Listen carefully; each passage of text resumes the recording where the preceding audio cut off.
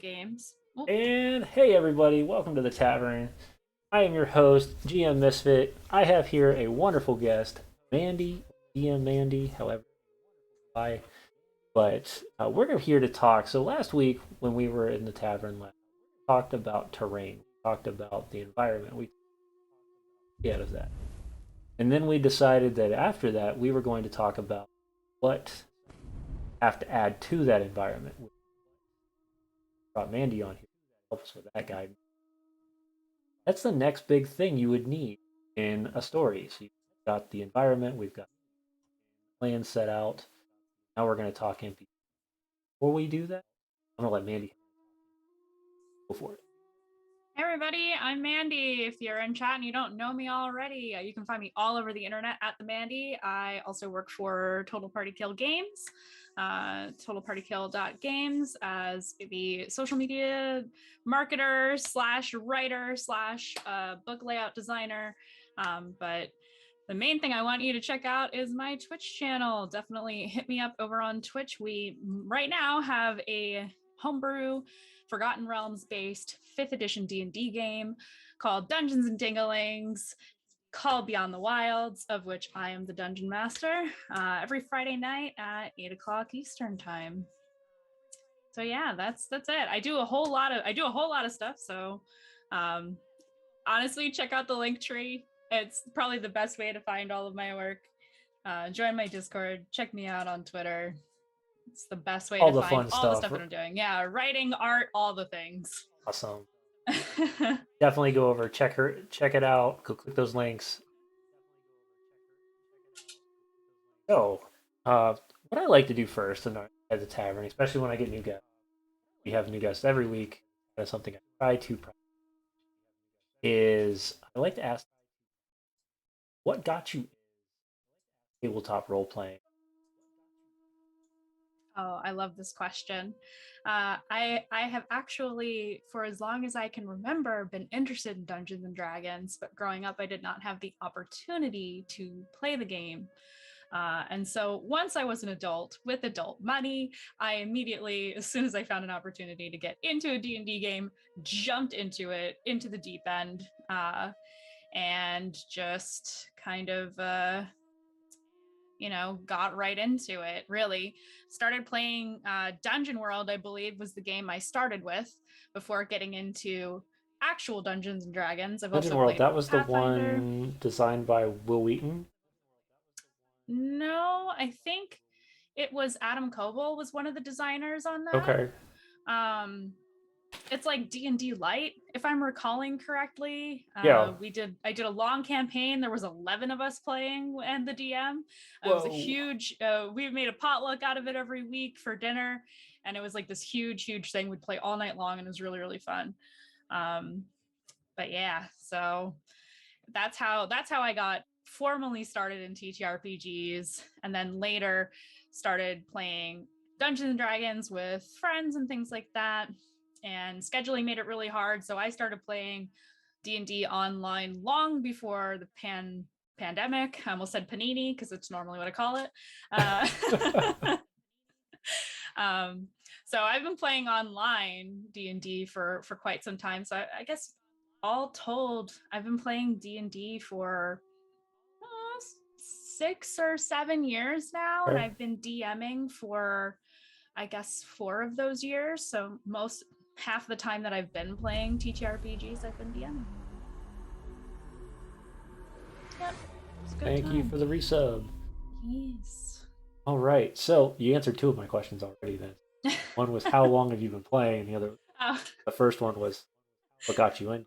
The final one is what got you Dungeon Master.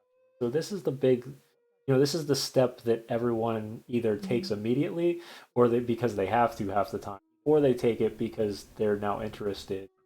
So what was your aha moment, or rather your excitement to dive behind the screen rather than staying in front? Yeah, so little background on me. I've always been a bit of a lit nerd.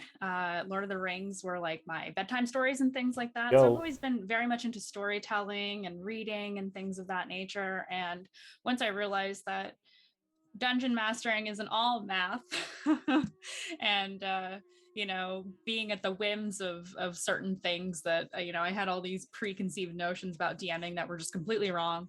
I Oh can't even yeah. remember what they are anymore, but I was like, I really love to tell stories and I love to tell stories for my friends and I already do that. Why not take it that extra step? And also I wanted to play D&D more. And the problem that you run into a lot with people who enjoy Dungeons and Dragons is nobody wants to DM. So I was like, I'll do it. Yeah, exactly. I just think I, I'm very much a take action kind of person. I'm very much a take the lead and like take the reins up kind of person. So I'm like, might as well learn how to DM. If not now, then never. So I'm gonna jump up and do it so I can play more D&D because I'm addicted to this thing. we're passion. Passionate, very passionate. But no, I completely agree. I think that that's one thing that indie kind of gives you, that just drive to continue. And I get to the point where getting everybody else around me going, it's like the one thing I really do enjoy. And I would admit, personally, for me, it brought me through dark time. So now making sure that I'm out there and make this a possibility for other people, guarantee that those bad things, somebody's there for them. Uh, all I would need,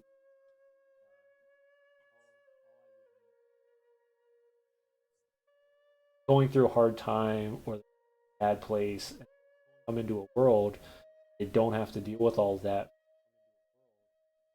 and then finally they wake up and they go, anything I did for the last 3 hours because I was in this world and now I've forgotten.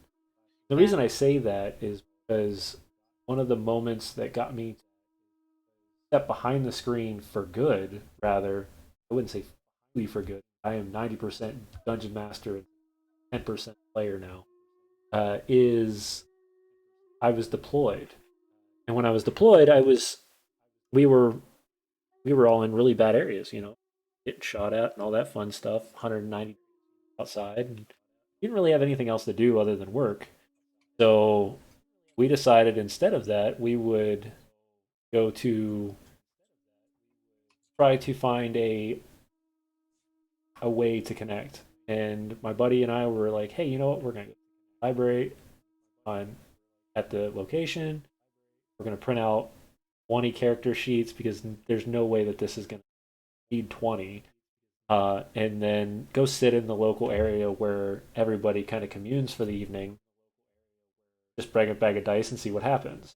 In 2 weeks, we had a fire table, and an amazing moment to deal while we were in that kind of a location, knowing every Friday night we would come in for 6, 7 hours of time and just. Then I came back home and started this. So, That's awesome. Sorry, I muted myself so I could type at oh, chat. you're good.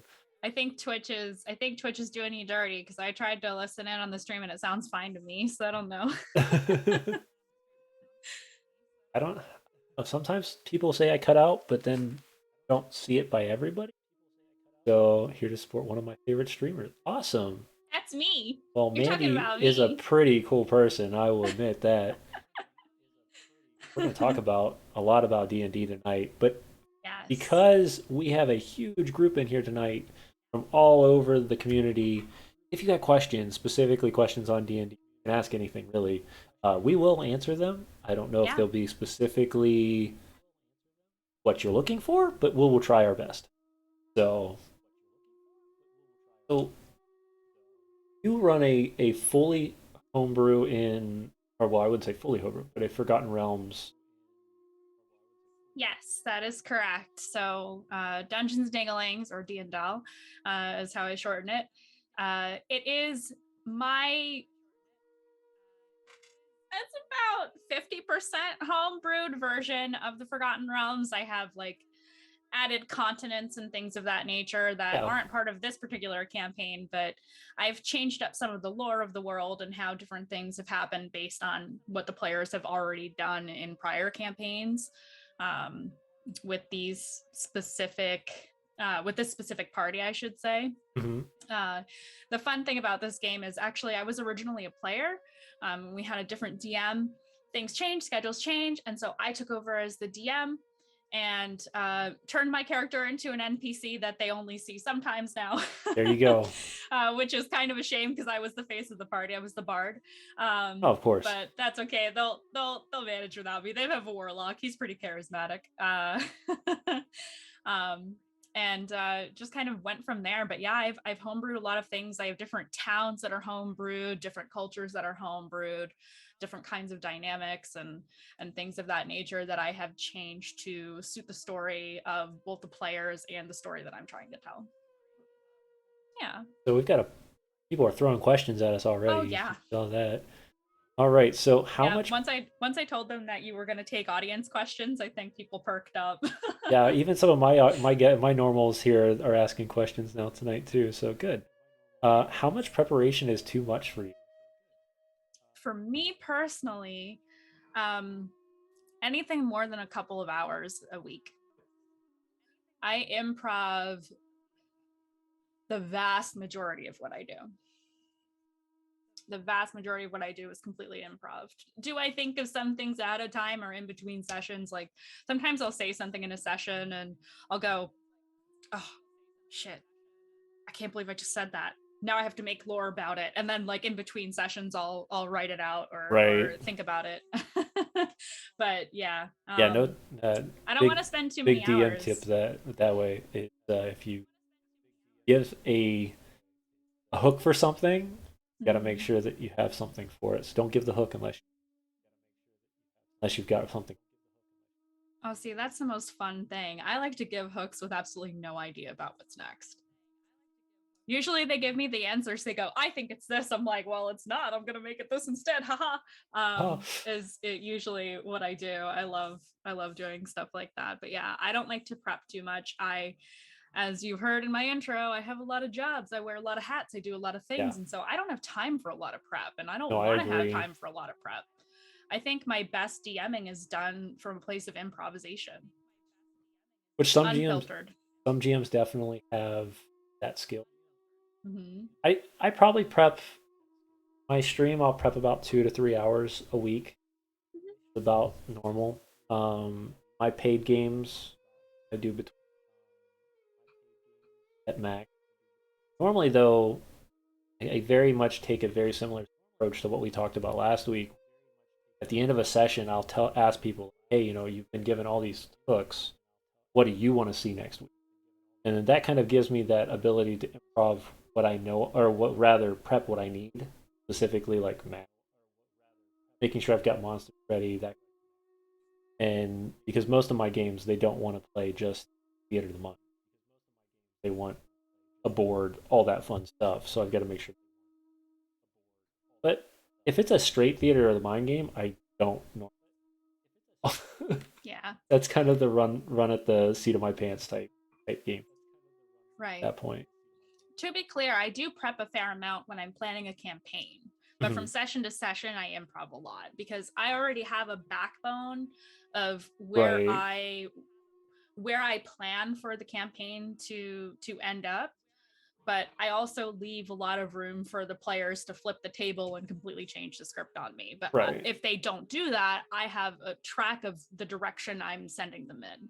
right. Um, and so I did plan that out because we had a year I was running Tomb of Annihilation with the same players. In Loved. between I the love first that one. campaign, in between the first campaign, I have a lot to say about that, and the second campaign. So I had a year to think about what I wanted to do for campaign 2 when I Right. took over as the DM. And so I did use a lot of that time plotting what I wanted to do in a very loose kind of structural skeletal Right. direction. Yeah, so campaign prep is a little different, right? Campaign prep Yes, is the absolutely. weeks of time to prepare for something like Hmm. now you do something similar to what I do, which is you've taken a setting that already out there sort of so that you have a good basis. Yep. You know, if they take a right, you know where they're going. If they take a left, you know Yes. where they're going. It's getting those little minute details that you have to be ready for to dig deeper. Hmm. So, so how do you start your campaign? Oh, that's a big question. It depends on the campaign and what I plan Right, on doing. Is it a short campaign? Is it a long campaign? I'm going to think about it in the sense of like epic length right, type campaigns. That's typically what I do. Um, it depends on the party. Usually I'll think of an idea of what I want to do, but I can't make decisions until the players make their characters. I I'm a strong proponent of the notion that the character backstories inform the story and not the other way around. So I like to understand where my players are at and what they're looking for so that I can consider those things when I am writing for a campaign, when I right, am writing a campaign setting, because I do have fully homebrew things and we can talk about that too.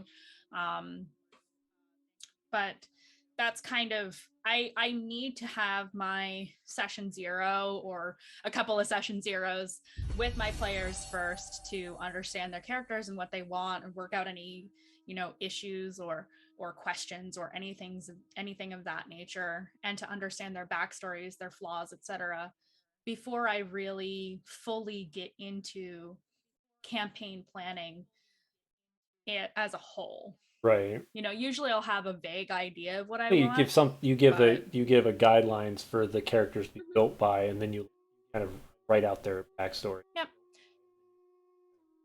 the story. yep. And Yep. I've also done campaigns where I'll say, here's the kind of setting I want to do. We're going to do a campaign that's kind of like this as a starting point. Let them Right. write their characters and then let their character backstories inform the rest of what I already have on the table. I've done You it got your both first ways and both were successful. your 4 to 6 weeks of gaming, and then after that, it's where do we go Yep, from here? yep, yep. All right, let's before we get too far in, because the chat room is booming tonight. Yes. I don't want to miss questions, and I know it's very easy to do so. So I'm looking for question marks. Slots. Let So we've got the me. preparation one. So Mandy, what is your favorite type of player at your table? What qualities do you like to see? Who asked that question? That is a that is one of our actors for our Sunday show. Oh. The My favorite kind of player is the kind of player who is excited to be at the table, who's excited to play their character, whether they do voices and act super hard and do the improv as well, or if they're more laid back and say, my character says X, Y, and Z rather than, actually saying the words as their Right. character, for example, or doing a voice versus not doing a voice. As long as they are excited to be at the table and we're all here with the same goal in mind of having fun, because that's how you win D&D, is having fun with your friends. That's the kind of player I want. Everything else is irrelevant. You get along with everybody and we're all here to have fun. That's the kind of player I want. A little different on stream. You got to have everybody's got to have fun. So you got to make sure the audience is Yes. having fun too. But Yes. it is for a back home, sitting around the kitchen table D&D game. That is what you. Oh, yeah, that's regardless of where it is. But yes, for stream games as well. I find that enthusiastic players are active players and not sitting there playing with their phone the whole time. So that's the kind of player I want. I want somebody who's engaged. I want somebody who wants to be there. I'll be the first person to smack somebody if they're on their phone. Especially if I'm actually like taking the time to Oh tell yeah. the story and I'm seeing I this, will flip the damn table. I will lose my crap. Oh right. So enthusiasm. That is the main people. That's all GMs want. Want Yep. enthusiasm. We want to know that you're coming to the table wanting to have fun. I want you to There we be as go. excited as I am to play Yeah, this game. exactly. And I am super stoked to be here. Thing. Bash, you are absolutely allowed to ask me questions. please contribute to the conversation. I love how he accuses me of saying he's not allowed to ask me questions anymore. So, second question from the same person. Oh, okay. What official modules do you?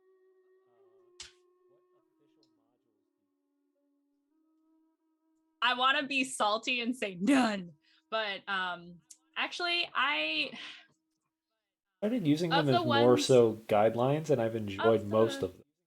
of the ones that I have read, so I've only run a couple. I have run Tomb of Annihilation, which I mentioned earlier. There's things I love about that book and things I hate about that book, which breaks my heart because I love Chris Perkins with all of my soul. And also Waterdeep Dragon Heist, which I adore. Yeah, Start to finish, adore. Pick your villain, pick your season, pick your storyline. I love that. I feel like all D&D module books should be like that. Pick your villain, here's what the campaign's going to look like. I right. think that's awesome. It was a lot of fun for me. That was actually the first campaign for Dungeons and Dinglings, so I'm a little bit biased. I've played in It's it a little and I've biased. DM'd Yeah, it's it. biased. It's all right. You But can it's be a little biased. yes. I really did enjoy. I really enjoyed Tomb of Annihilation. I've had a very strong like it really hits here with the Yawning Portal, and part of that is Yeah. because a lot of those are the ones I ran when I was a teenager for friends of mine. Third edition version of the game. One of my favorite modules to give new players is so comfortable. It's so Yes. relaxing. It's not crazy. Doesn't just dive into every little thing in the game. It breaks it down very easily, and it's a lot of fun. Oh my god, so fun. I've played a little bit of Yawning Portal, and I guested on King Bashman's Yawning Portal game that he did way back when. So I'm quite partial to the Yawning Portal. I like the Yawning Portal a lot. And then I'm a huge Dragon fan, so I had to Mhm. run Horde of the Dragon Queen. There you go. And I'm going to caveat that to the Shadows question, where it says how do you recommend running modules? By the book as law or only as guide rails? Guide rails. Guide Guide rails. rails. Guide rails. I changed so much about Tomb of Yeah, Annihilation. So same. here's where I'm going to get on my soapbox about TOA, and then I'll shut up Go for about it. that, at least, I promise. The things I loved about TOA were Portnai and Zaru. I loved the lore all around the jungles of Chult and the way they had the map set up and things like that. And all of those things, super great, super wonderful. Love the characters, love the NPCs, love all the different political intrigues going on. Right. Excuse me, without spoiling anything. What I don't like about Tomb of Annihilation is the non-stop. Can I curse on this Yeah, show? you can curse on the stream. The non-stop fucking hex scrawl. I hate it. I hate the hex scrawl. My players were so ready to be done by the end of it, and some of them are in chat so they can attest to this. I threw it that out. I started skipping it. I tried to stay as faithful to it as possible, without being too like strict rules lawyery about it. And at some point, I just gave them an airship. I said, "Here you go." I had them meet an NPC of mine that is a planeswalker, and she likes to tinker with things, and gave the party in exchange for 10 years of the gnome's life after they survived a Tomb of Annihilation, to give them an airship so that they could just fly the rest of the way because I was tired. Oh no, And I I feel wanted them to get to the Tomb of the Nine Gods. so. We've been playing. So I have this kind of where I go on my soapbox, right? Tomb of Annihilation is one Mhm. I have to talk extensively on it because it's such a long module. So Yep. we're a year and a half into the module now, and we just arrived in Omu like 4 or 5, 2 months ago. Mhm. And they've just been gallivanting from different point to point inside of the city, inside of the jungle. And of course, I've added places throughout. But a point got to the point where I was like, hey, okay, where do you want to go? This is the part of the map you actually get. This is the part of the map you get. And once they start picking places, then I just use the hex crawls as be like, okay, so every 3 hex crawls is a day, kind of bounce that Mhm. way. Mhm. And then I'll roll up 2 or 3 random encounters that would be potential that could happen. and then just moved on from there. Okay, hey, you ran into the one in the forest. Okay, I got a little forest map. I'll toss that out real quick. Toss the minions on it. Uh, and they really started to enjoy that. Now, mind you, the caveat to that story is that all those characters are bad people. They're playing evil characters. Their goal is not to destroy the Tomb of Annihilation. Their goal is to assume the power of the Tomb of Annihilation world. So, that's All right. the differences that I have to play with. That's But they're awesome. very smart players, and they showed off their skills as being evil in the most subtle of ways. So I let them be evil because I'm not normally prone to an evil campaign. I think a lot of just ridiculousness when you just let people do whatever they Yep. want. But they showed me. I was like, if you don't want to play evil stupid, we're good. As long as we're playing evil, we're good. And Mhm. the first time they ran into a zombie horde in the middle of the jungle with a few of the Flaming Fists guards that they were trying to protect. They saved the guards. Well, they saved most of the guards. And Ah. then as the final guard was like, hey, I'll take you back. You can get some rest. And they went, okay, where are we heading? He pulled out a map, pointed the two locations out, and then they decided to jump him and kill him. And I was like, oh, this is the type of evil we're playing. Okay, cool. I can understand. I can get with this. So that All was when I right. realized that they were good evil players instead of just. Yeah. Let's see here. Continue to scroll. Ask me any questions. You can ask questions. Don't worry. I already told him. What about players who have jokes because many of their characters have? I love a bard that'll come with a vicious mockery. I don't know Oh my why. It god. makes me Yeah. just crack up. Give me the I'm not jokes. for the most part. Now I can get my moments, but I'm not a very like comedy driven, high comedic DM. I'm very much in the story, very serious on the moment. Those types of things.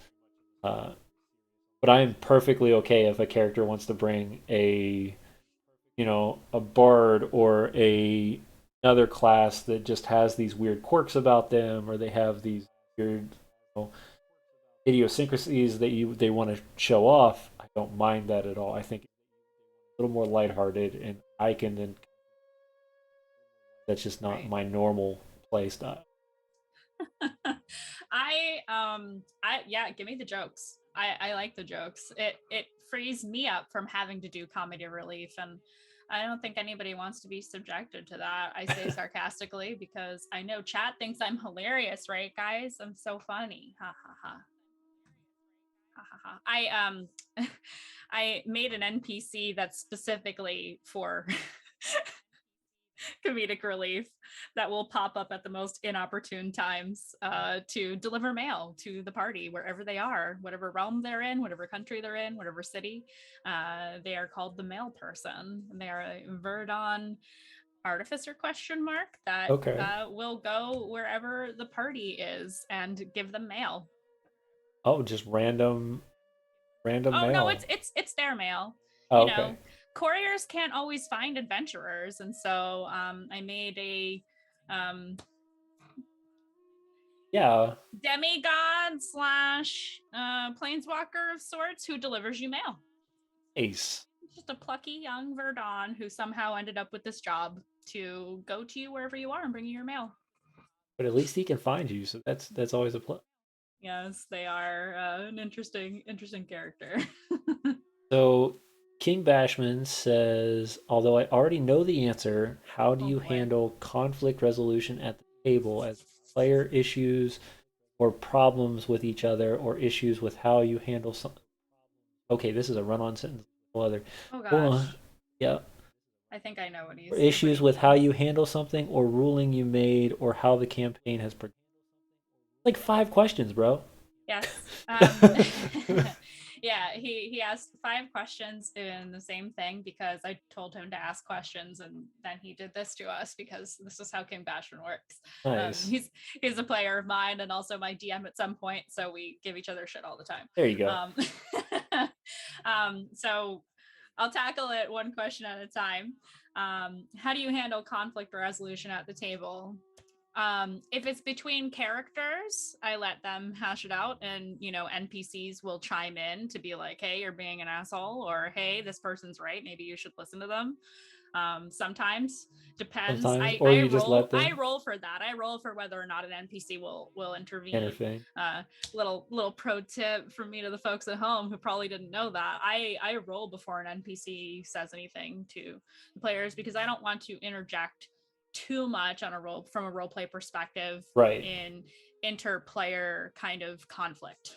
Now, if it's between two players rather than player characters, I'm gonna sit you down and talk to you about it, because if somebody is being a jerk, I want to hear both sides of it, and if somebody needs to knock it off, I will tell them to knock it off. I'm from Jersey, baby. I don't play. So player issues and or problems with each other. So like if two As long characters as have issues with each other. yeah, it's the biggest thing I'd say with that is if two characters are having issues, as long as that doesn't stem outside of the table, Yeah, it's okay. Because that is think going to it's okay happen. too. There's going to be tension between characters if they've got different morals or they've got goals in their characters are planning all that stuff. But once it becomes, well, now I'm mad at the player. Now we've got to have a different conversation. That everything. Yeah, I actually have a house rule where PvP is allowed, but not to the point where it interferes with the story. Correct. So if two players want to get in a fist fight so that they can role play hashing shit out, like two bros like fist fighting each other to fight over a girl or fight over a thing, or you were my best friend and you betrayed me, or something like that. Right. Like if it furthers the story, great. If you're doing it over and over and interrupting everybody's good time, leave my table right now. Oh yeah, 100%. Period. That's a house rule for me. What was the other thing? How do I handle rulings made? If a player doesn't like a ruling that I have made, I will hear them out on why. Usually I will handle that outside of game so that it doesn't interrupt the flow of stream. Correct. So in the moment, it will be DM's word is law. Unless I get a rule wrong, in which case I have really experienced players who are really good at being like, you forgot about this thing. And I'll be like, oh shit, okay, I'm sorry. We'll retcon this thing that I just said and do the thing that you said, because that's the rule.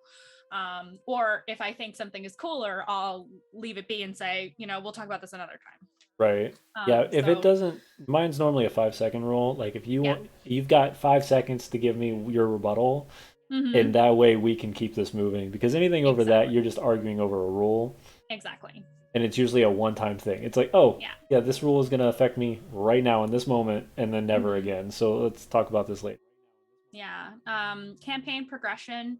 If players think so, we had this problem in Tomb of Annihilation. Thankfully, my players are also my collaborators in a lot of ways. So we're on the level with each other where we can have these conversations.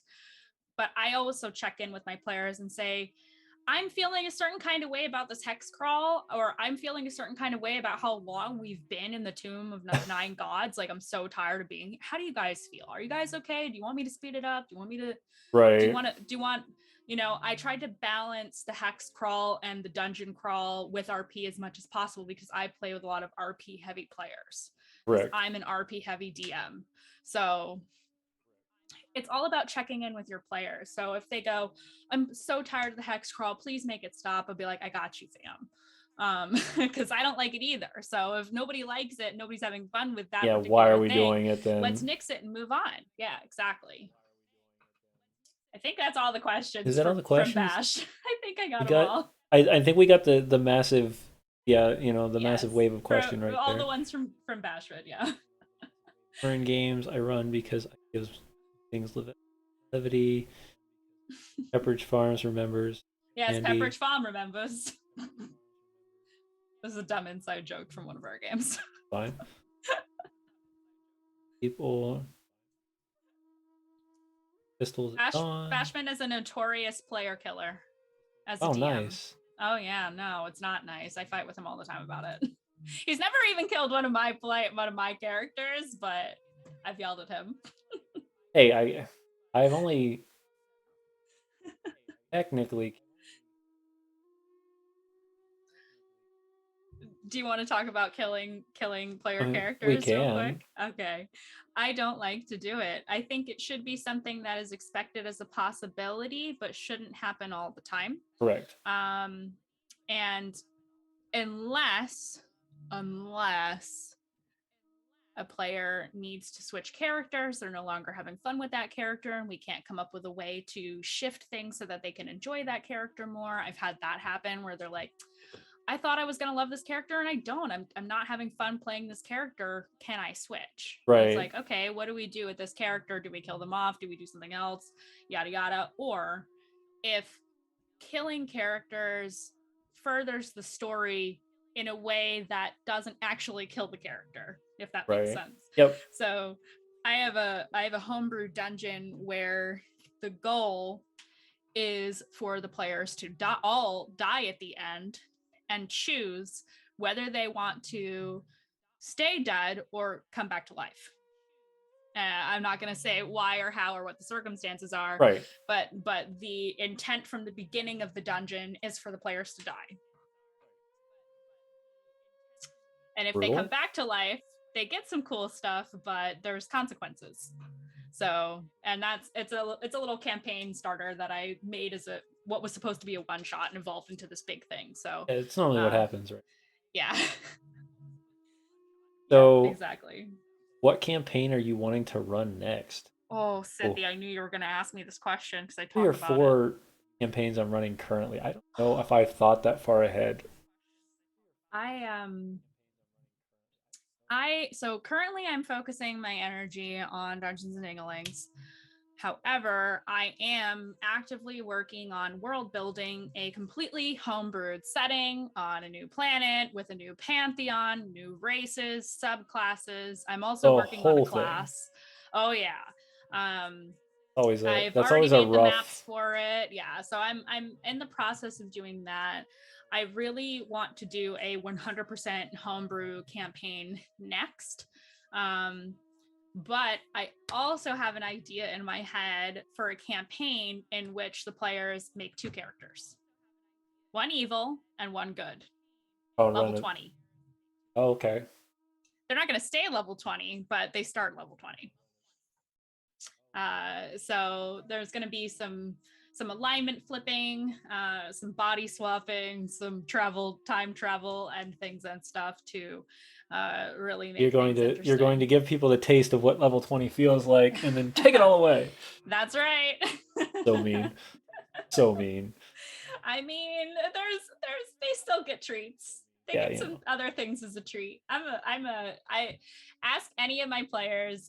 I am a kind of benevolent DM, right, chat? Right? Cricket's like, yep, they're scared. No, I actually am very forgiving as a DM, but I joke with them that I'm mean. I am a player's DM, I really am. Yep. I love to give my players what they want within reason. Because why not? Oh yeah, definitely. But also, sometimes I take things away. It also depends on how much they're at. Benevolent DM, fake news. Watch my game. Marvelous. You'll see. Yeah, so get back on topic after the slew of questions, which is not a problem. Don't think it's a problem, chat. It's not a problem. I want to make sure that we're answering the questions because that's really what this channel is built.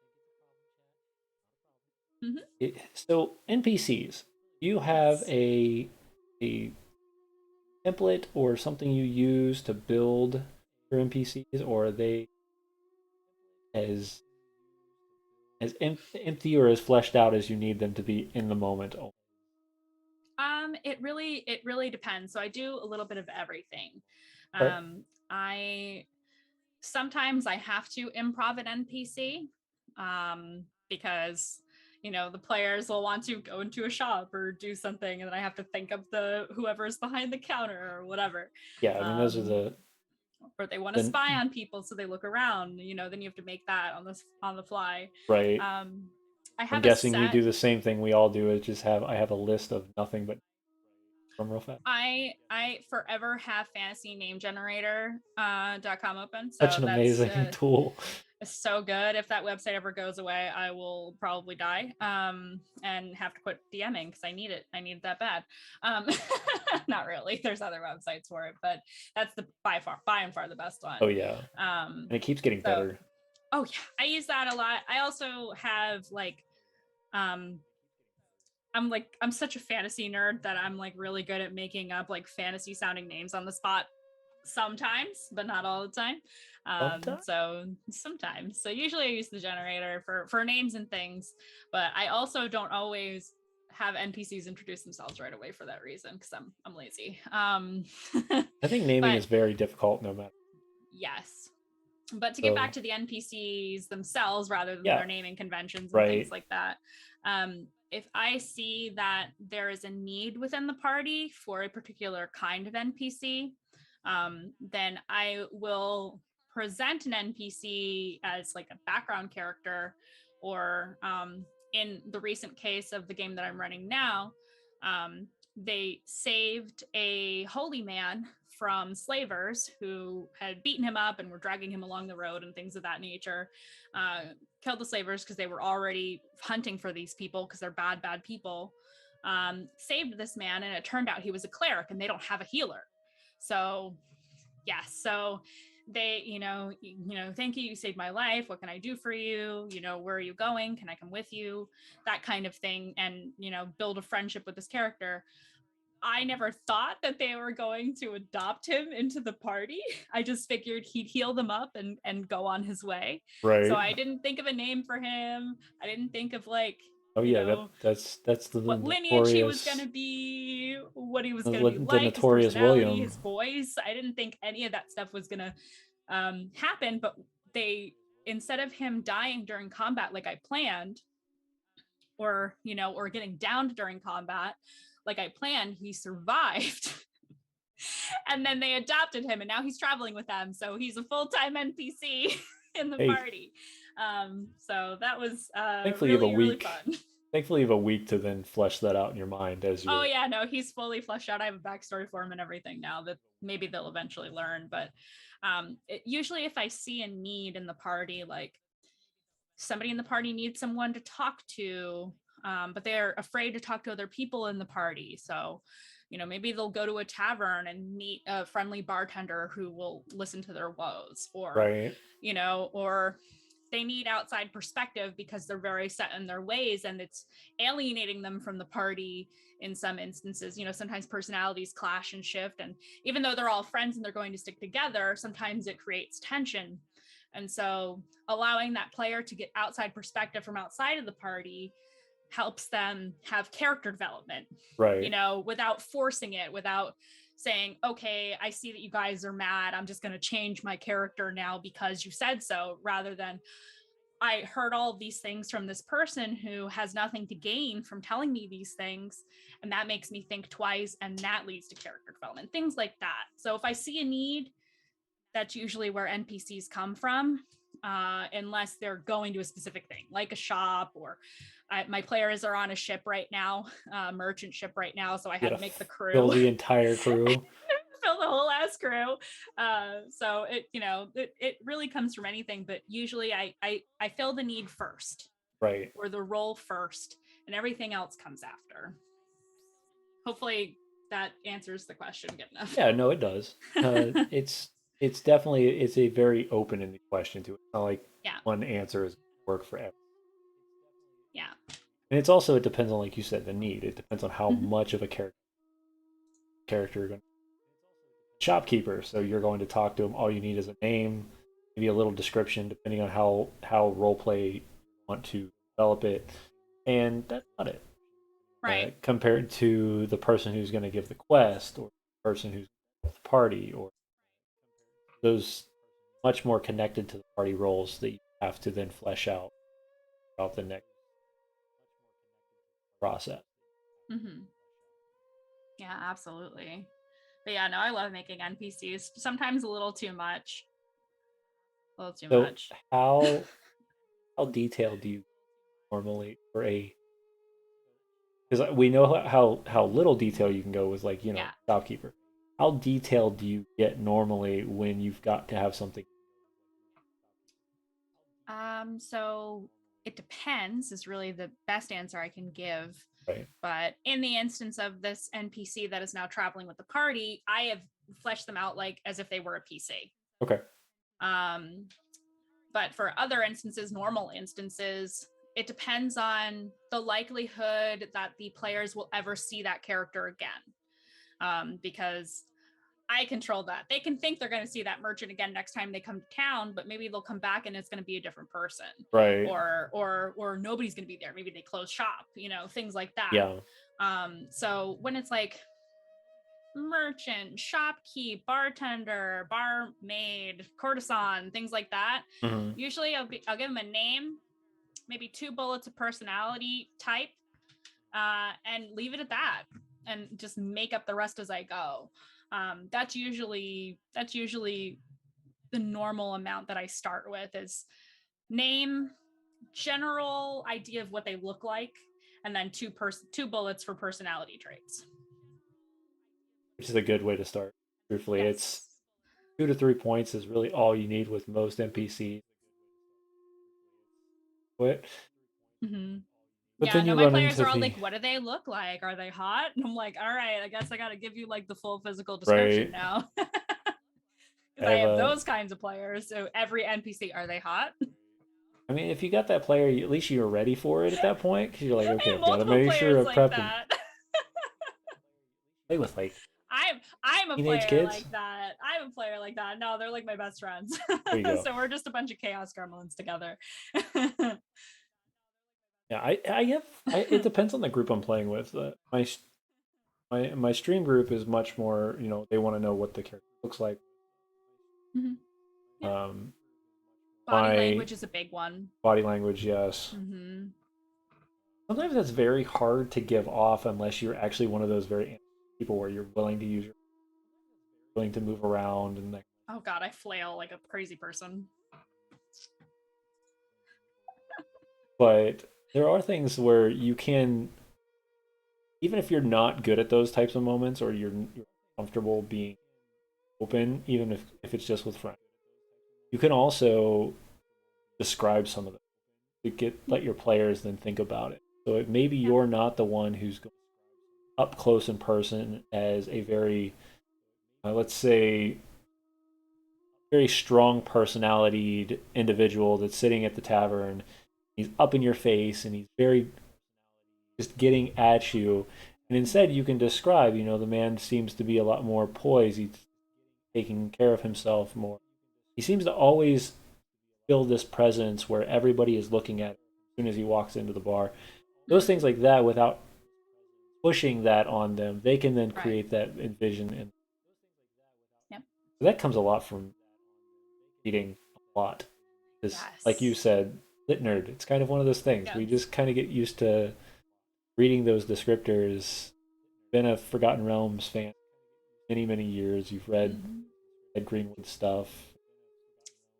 Love amazing Ed Greenwood. thing. I'm trying right now to get squared away to him at Gen Con this year. He's super nice. So hard. He's super nice. Are you going to Gen Con this year? No. Not this year. I'm hoping to next year, and I'm fingers crossed maybe going to be DMing some things at Gary Con next year as well. Yeah. Should be a Gary Con. Well, if you are, let me know. Definitely. If you want to collaborate something bigger, let me know. Yeah. Pull something together and see. Absolutely. So for people that have never met me, I am not only part of Tabletop Misfits, but there's a larger company that I write a lot of my work for. Our book was published week, I think it was. Oh wow! Congrats. And that will be premiering at Gen Con this year at 18. You got this. Congratulations. But thank you. But if you're going to Gen Con this year, I will be in room ICC 234 running tables most of the weekend. And then our company GUI Cube, which is where we write all the stories at, it's where our stream all of its setting materials and that kind of thing. That will be at vendor booth 1837 at Gen Con. Come see us because I'm curious. Every once in a while, I've had people from the stream come up to me, and I was like, "Oh no, I don't know you. Like, I don't know who this is. They know me." It's Who kind of are creepy, you but and at the why do you same know time, who I right? I actually had last year. It was my first year at Gen Con. I ran 16 tables that weekend because we had four of our GMs fall through due to the pandemic. am? Hmm. So we were running mad for the entire weekend. I didn't even get into the vendor hall until Saturday, and there's some Oh my gosh. that was gruesome. Good old Gooey Cube. Yo, Kim will be there. Is definitely a good friend of ours. The master of you himself. Yeah, no Origins. He was there. He'll be at GaryCon next year. We're actually doing a huge game show at Gen Con for GUI Ooh. called the Great GUI Game Show. Oh my We'll be god. also on Twitch. Chime in. I think we're giving Wow. That's we do it awesome. we did it at Genghis last year or this year in Colorado Springs. We did an online one last year. Pandemic. They're just a really amazing company that just likes to make a bunch of friends. Like it's literally all it is. It's amazing. I mean, that's the best So part about the community, you know? it's really the best part about the D&D. Let's all be There's friends. Be not friends really with a. But me. the funny thing is, though, if you think about it, that's what the game is built on. You know, you Yeah. can't play D&D by yourself. It doesn't work. It's called writing a book. Yeah, exactly. 100%. But if you have the people, and it's funny because those dice can immediately attract anybody that knows about it. Because you could be walking around, especially we've got our tabletop misfit shirts now. I'll wear D&D shirts around around town, that kind of thing, and I'll get random people come to me. You play, and they like their eyes get real big and get a big smile on their face, and I'm like, Yes. yes, I do. Like, not only do I play, I run tables and all this fun stuff. I That's roll dice awesome. for life choices. All Me too, hey, Cynthia. if you got to do that, go for it. I don't like to have that kind of chaos in my life all the time. I I try to do. do only when behind the screen, Roll dice but for everything. I'll dice for everything. Everything. I will make up the DC and see if I win it. Do I eat grilled cheese or potato chips for breakfast? Roll. I Mainly guess for at that food. I point, love that. I just need to make a dice that just has different types of food on it. And be like, I used to have Better something for my. yet, edible dice. Crunch. Eat the Could be candy good. dice. Don't actually eat your dice, chat. We've had this discussion before. But why we've had a discussion like this it's before, but it's the it's forbidden treat. Eating your dice. staring at my dice now, and I'm a little frightened. Like I don't think I would bite into Don't they any of look them. delicious? Don't you want to eat them? No, not No, really. no, all my dice are green and blue, so it's not Oh, really. hey, I mean that just looks like candy. Rolling for sleep, it's always a one. Oh no, Shadow, I'm so sorry. I do agree. Sometimes I never Anyway, sleep, but it's okay. What is sleep? Sleep is for the weak, and I am Okay, strong. we have any questions? Oh gosh. Oh man, I don't want to make it sound like I've mastered it or anything because I haven't. I still struggle. None of us have Um, mastered. I don't. uh, There's always you something know, new. I think it's less a question, more. Do you also have this? Well, I guess it is a question. Do you also have this problem where I make NPCs? Maybe it's my players. Maybe my players are the problem. I make NPCs and they just want to adopt them all. I don't actually have the adoption group. I've heard so many people like that. I'm like, I made this random bartender. I gave them a name and that's it. You can't take them with you on your adventure. You just can't. So They have to stay there. my my stream, my first campaign on stream, we had one of our players who just liked to make sure that anybody that was having a rough life, his goal was to make them just feel better. Like we had it because he was a bard. Um, actually, he was what is called a spell dancer, which is different, which is a GUI class where you're much more magical based. You're more of a rogue than you are a bard, and kind of one of those things where you get that opportunity, and then all of a sudden you're like, well, why is he doing this? Well, because he was mad that he could not be the center of attention. Mhm. So instead, he did a roll off with the local tavern bard and just destroyed the poor man's soul. So then he felt bad. So then he went and he was like, "Let me go get you, music lessons." And I was like, "Are you? This is what we're doing?" So yeah, it was kind of a funny thing that happened. That's the class. If anybody's interested, free class over on GUI. And this question, 8 months.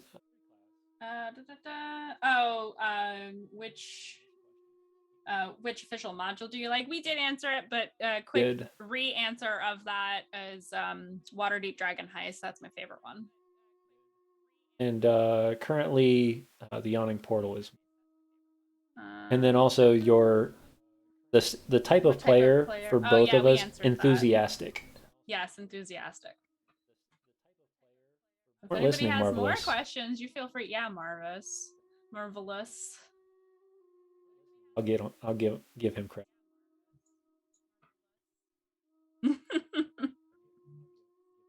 I don't know you, but I'm gonna give you crap anyway. If you chime in on Sunday, not this Sunday, I play this. Um, but last Sunday he. How do you Oh, you asking the questions that are gonna trigger me. I see how it how do you is. feel about metagaming at the table? Never allowed at my table. Metagaming gets you kicked out of my games. I warn all my players before every campaign. One shots, I'm loosey goosey on it. I don't really care. But for campaigns, number one rule, no metagaming. Don't do it. I don't want to hear it. I don't want to see it. You didn't hear that conversation that happened over there, so don't act like you know about it now that the players have come back from that. Don't do it. Stop it. So here's my question: what do you consider metagaming? Okay, so when players wow, that's like it just flashed at me. When when players take outside knowledge that they have, like from reading modules or reading the monster manual or whatever, to take that information that their character has no way of knowing into the game, or when they, so like I can't, I'm not like Critical Role. I can't send my players out of the room to have a conversation with one player. That's not how it works. It's harder when you're online. You can tell people to mute and deafen, but they're not going to do Right. that. So if a serious moment happens between two characters and the other characters are not present, what I don't like is when the characters that were not present act like they were there for that conversation when it's very clearly stated that that is not the case. And that's something that is sometimes a struggle for me as a DM, because I consider that to be metagaming. You weren't there for that conversation, so you have no way of knowing about it. Don't act like your character has that knowledge. That is a humongous pet peeve for me. There I has to be some mystery in role play. I agree, Yeah. 100%. Yeah. Apparently, we got ad bombed. Get ad bombed. Oh 9 yeah, ads, it's so probably thankfully oh my already know. god. He does. He knows. He's been a player. He's been a player of mine, so he knows how I feel about metagaming. But no, like I said, I think metagaming is the one I always get a lot of people for, and they always get mad at me for. How do you know you have to light that troll on fire in order for? Yeah, like tell me how you know that. Especially if you've written in your backstory that you've been in a city your entire life. Like I'm like, Exactly. where'd the troll come from? Exactly. See the troll in Waterdeep? Now, if they can give me a convincing reason, a Right. genuinely convincing reason, not a stretch, as to why their character would know a thing Yeah. that what didn't come up in the campaign prior to, if it's convincing enough, I'll let it slide. I'll let it go. I'll be like, okay, but you don't get to keep doing this, just so you know. And I'm generally pretty forgiving about it, for like when they make a good case for that kind of thing. Right. But if they just say, oh, I well, I just read it in know the it. monster manual, or I just know it. Well, no, if you can't give me a reason Right. or checks to see if you recall that information, really high DC checks, then I don't want to hear it. No, I agree. That's one thing I'm a hard ass about is metagaming. Hey, no, I don't. Yeah. So, interesting question. So, if a character has their personality, their flaws, and the things like that, and you develop that during session 0, like the first, and then throughout the last 3 or 4 sessions, you felt that the character has flipped the script. Do you allow that, or is that one of those moments where it's time to go talk to the player after session? That's a really good question. Or do you call them out on the spot?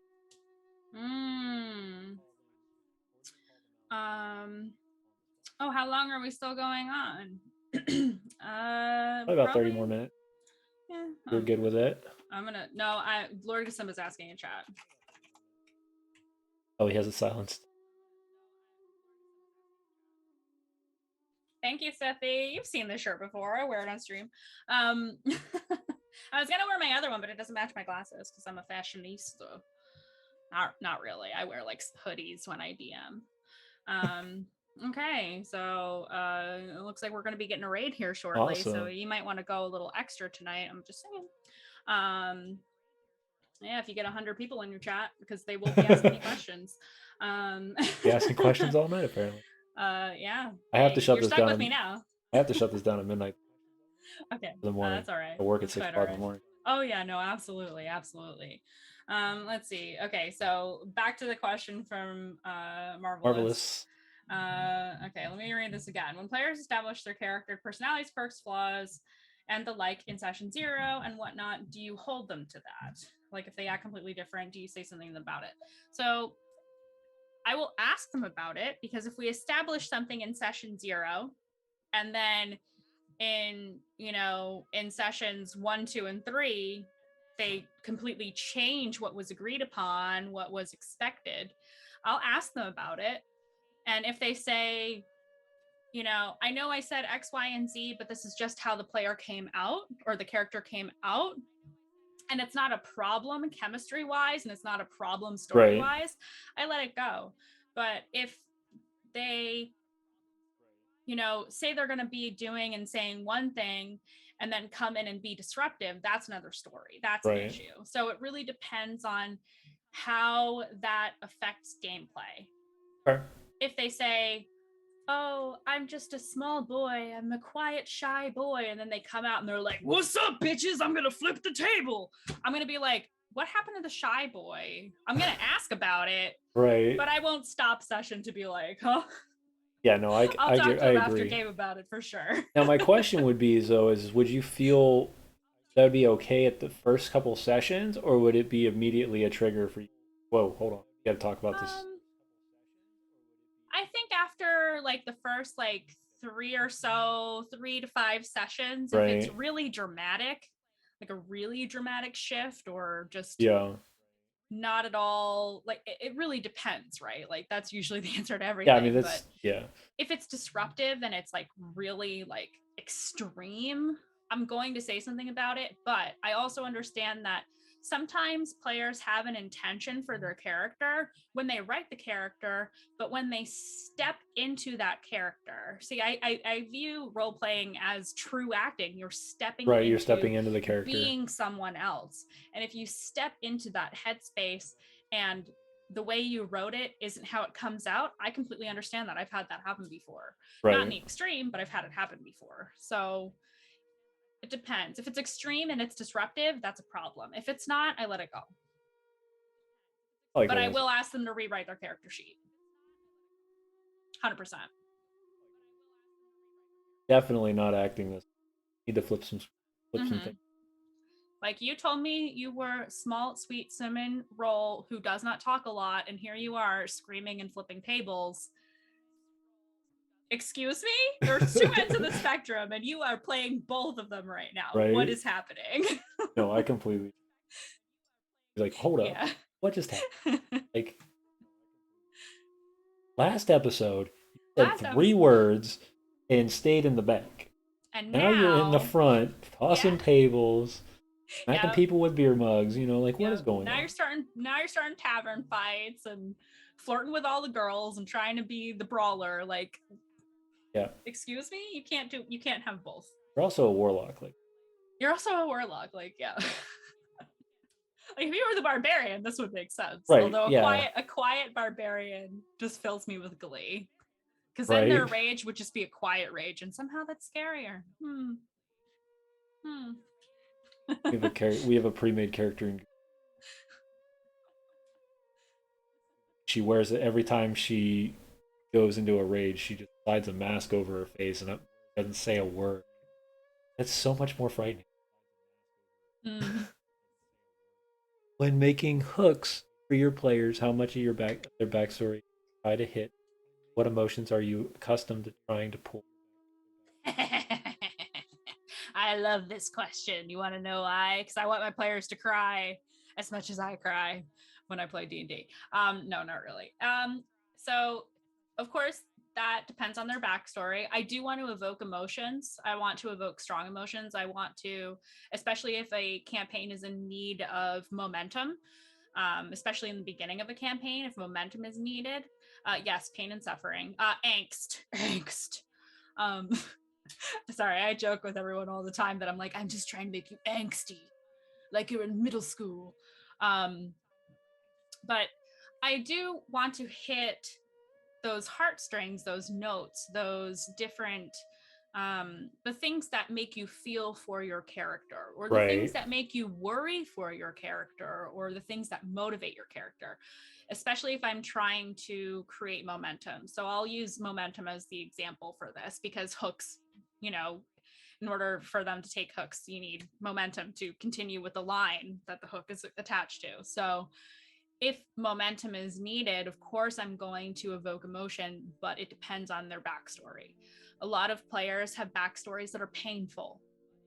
And so if they're seeking vengeance or retribution or forgiveness or something like that, I'll give them a hook that will hint that if they go in this direction, they might get the thing that they're looking for. right, Or they might, find someone who knows how they can get the thing that they're looking for. And that is motivating. And if a party works together and the characters care about one another, such as in an established campaign, for right. example, then it's easy for that one player to say, guys, this happened. We need to go this way. Can you go with me? Whether it's right now or soon. So it's all about making sure that it's something the characters can give a shit about. And that can be anything from the man that I've been looking for the past 10 years because I need to kill him for vengeance, yada, yada, is in this town over here. Let's go. Or, hey, the local lord of this particular county is offering like a shitload of money to go do this thing. I guess at We that need point, you just have money. to decide what the Mm-hmm. motivation is.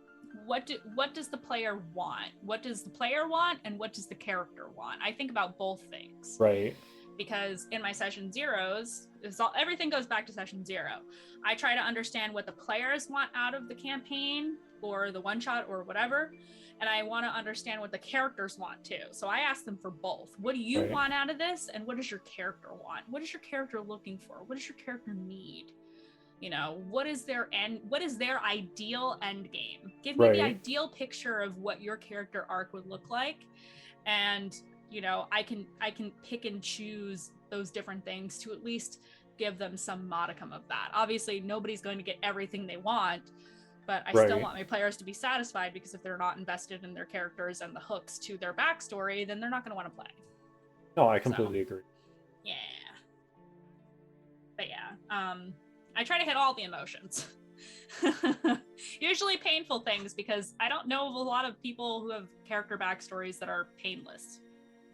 Right, yeah, you're not just gonna get the farmer boy. Mm-hmm.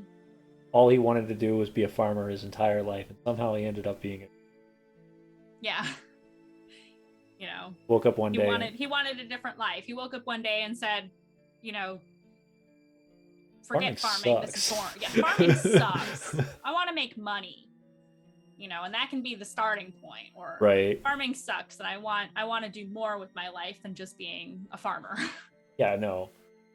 Because you do have to. This is one of the questions I ask all the time to my players, especially when they start going into the different tiers of the game. Because when we get to the point where, this is my own personal, anytime after 12, like level 12, level 13, start getting into those higher tiered levels, I start having to ask those players more consistently, like, why are we, oh my goodness, thank you for the raid. That's incredible. 76 people. Wow. That's awesome. Thanks, guys. Hey, everybody. Oh, I see some faces. Faces. Look at that. Hey, friends. Phantom and Junior and Enoch and oh my goodness. Hello, everyone. Uncle Fuzz. Thank you for the follows, too. Where's Rob? Is Rob here? What? Rob better be here. I'm gonna be salty. Phantom, New Jersey. Where are you at, bro? Oh, look at all my friends in chat. Hey, guys. Give them a second. I recognize these people.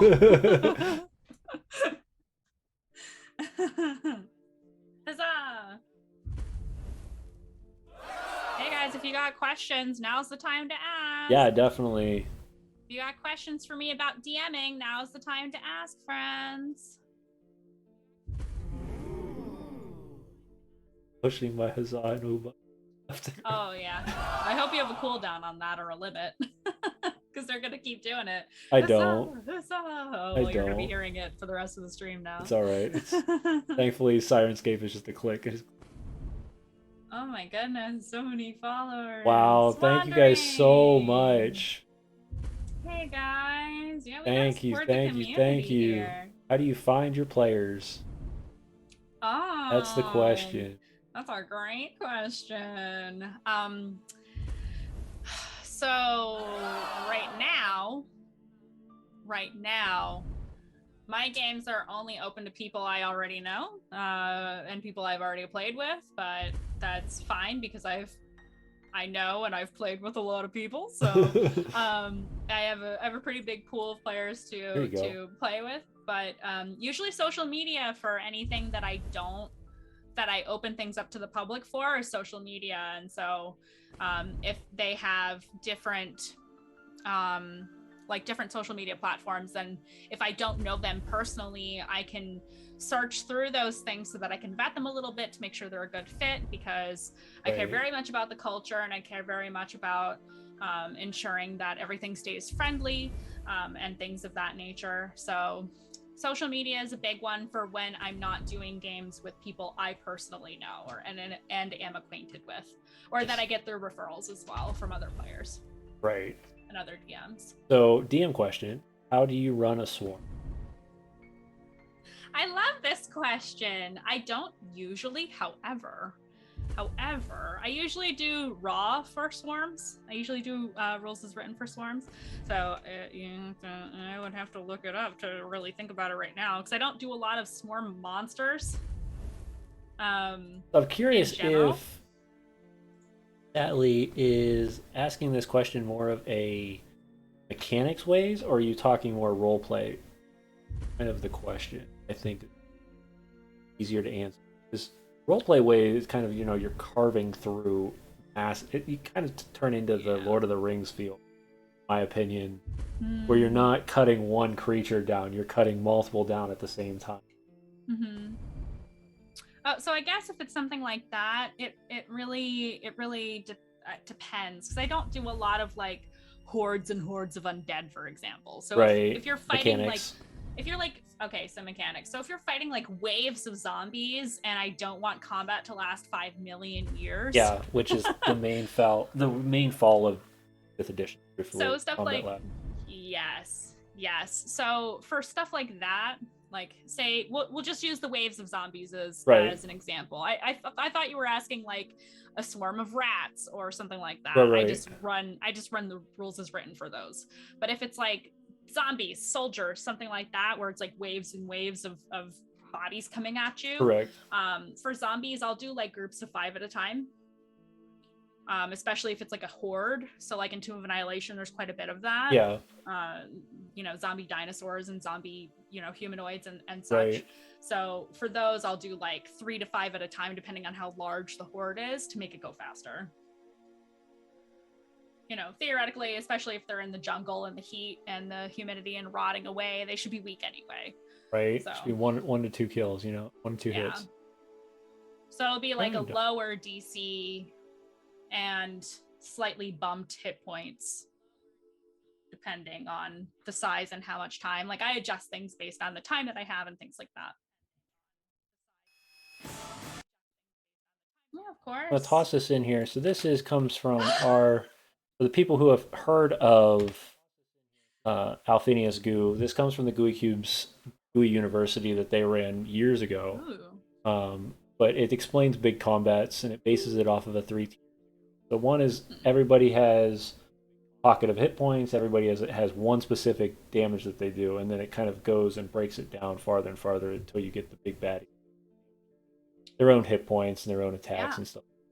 It's just a really good way to break it down. I've used it many times in my games lately when I run into those wave mentalities, especially if you've got like one of the stories I wrote was it was a person's hometown, and it was being overran by the horde, and it was so much nicer to waves where the first wave was literally just skeletons, but then of course then you see the tromping, massive, just grotesque looking minotaur skeletons comes out of the woods. So then you've got those that are running.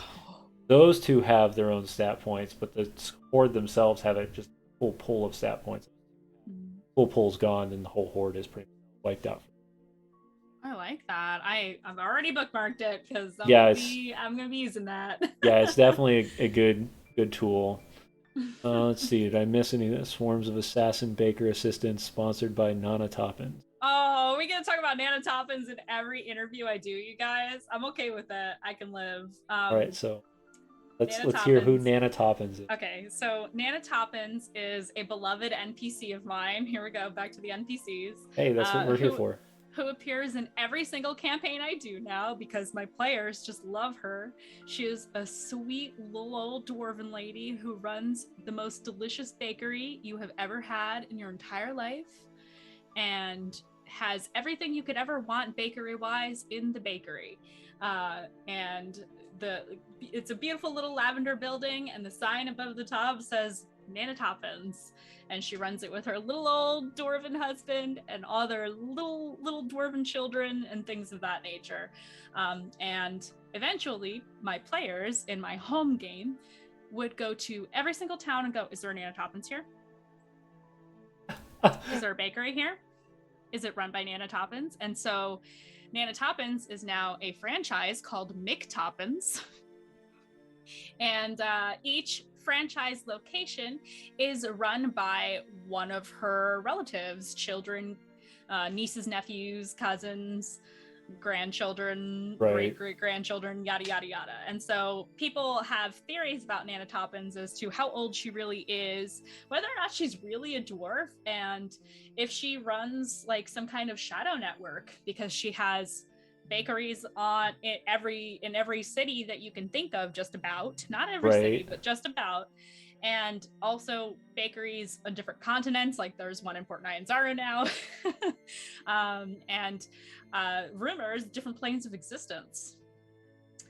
How do these bakeries pop up everywhere? Nobody knows. Is she an eldritch being? I will never tell. I will never tell. And so I like that.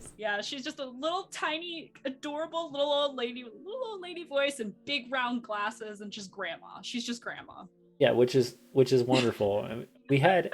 It's funny you mentioned specifically the bakery.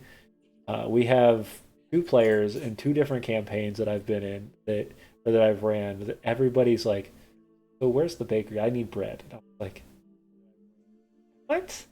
Yeah. Why?" Like, I want a fresh loaf of bread, and then I'm all right. Let me make up the character one. New warlock patron confirmed. Yes, Nanotopins is the ultimate warlock patron. But it actually stemmed from me early on in DMing. I made the starting area for the campaign, and I fleshed out, I swear to God, every single shop, every single owner, all of their hopes and dreams, and all these things. Like I just like, I don't know Yep. how I got down a rabbit hole, and I just made Continue. all these NPCs. And the second they were like, ooh, bakery, we like bakeries. And so that's the first place they went, and they were like, we love this woman, let's buy everything with all of our money. We have no more money, but we have a lot of pastries. We have so many donuts. That's hilarious and That's great too. My donut emote comes from, and I'll drop in chat here. It's a Nanotopins donut. Nom nom nom nom. Yeah. Of course, you guys would ask me questions about Nanotopins in this. Ever.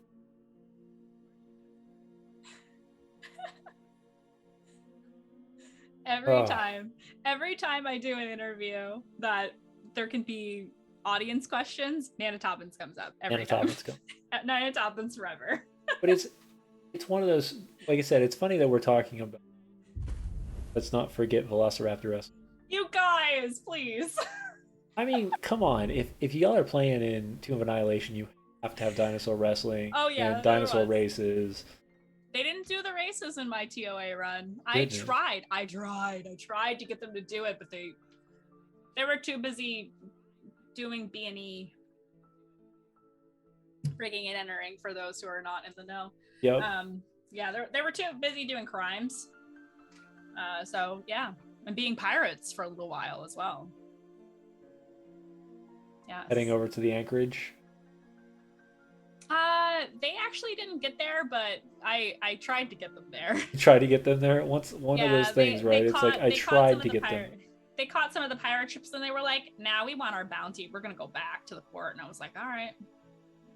Yeah. So currently, because my currently my team that's going through that right now, the players that are going through right now, they've hit such a higher level than that game is for. The Port Nyanzaru has now been completely overran by the militia of Baldur's Gate. Oh my God. And is now a militaristic port city instead, and is ran by the Flaming Fist. Wow. And they're controlling. You got to remember, I'm playing with all evil characters, and they're running around with, our one is a necromancer who is playing necromancer rules as written because I'm crazy and allowing him to do so. But that was his one ask is necromancer. So when he fires an arrow, he fires 19 of them because he's got 19 of these skeletons running behind him everywhere he goes. Oh my gosh. He's decorated them up like homeless people pretty much, and they walk around behind him. Entourage. Yes, it's gotten pretty grotesque at this point. That's amazing, actually. Each one of them has their own gift, or whether they have their own patron, which is something I would not suggest everybody to do, but when it's an all evil party, it's really fun to do. Currently all of the players, their patrons are fighting against each other rather than the players are fighting against each other. Yep. So yeah, our paladin of vengeance has now been told by his god that if he kills off the avatar of one of our other players, his weapon will get stronger. And oh man. Yeah, but they're all playing evil characters, so they all have their own. Lots of backstabbing. Oh god, yeah, it's ridiculous. It's not to the point yet where it's just PvP, but it's gotten very, very close. Ooh. Because we've got a paladin of vengeance / hexblade warlock, so that's one character. Mm-hmm. We've got a full-blooded necromancer who is walking around with the necromortem, which is customized. That sounds cool. Book that he can literally speak to a Sararak on at times. Okay. So yeah, and his goal is and he's in the back of the book. He gives the ritual that if you weapon that the paladin had. Hold on. if you use certain things and do certain use stuff, certain things, yes, you get you then treats. can unlock the tomb Treats. properly. I forgot. Like I'm like, oh crap, I'm on stream and I have my Oh players no, watching streaming. sometimes. Speaking of which, one of my players in TOA was actually a PC that replaced an original PC that wasn't being enjoyed. And honestly, it was the best choice we could have made for the campaign because it made things so much more chaotic and fun. Is a goblin warlock whose patron is Vecna and already had the hand of Vecna and was searching for the eye, Of course. which I then, of course, let her find at the end of the Tomb of Annihilation campaign to use both. Since you can't get those VODs anymore, it's technically not a spoiler because you can't watch it. Sorry, guys. Yeah, that one I didn't put the VODs up. Yeah, but no, the 4 players, like I said, I've got the necromancer. We have an assassin. We have an assassin rogue who now has chosen to be a champion of Imix against God of the Fire. We found within the plane of fire within the volcano in Shoku. So there's our 3rd patron running around. And then we have a druid who is talking to a vampiric tree. So we have all 4 characters have their own personal connections to higher beings. Sometimes they tell them to do things that are not the most nice things to do. So in my D&D channel or in my Discord channel, I have something called the Dream World, where if anybody wants to commune with their connection during a fireside or during the campfire, I just grab the player and yank them into the Dream World and then talk to them as if they're talking to them.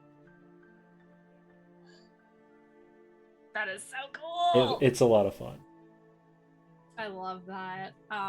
Do you do? I'm gonna ask you a question now. Do you do other than like this? Because obviously you're using it for the evil campaign, but in general, do you involve deities and patrons and things of that nature like heavily into your campaigns? I love to. Me too.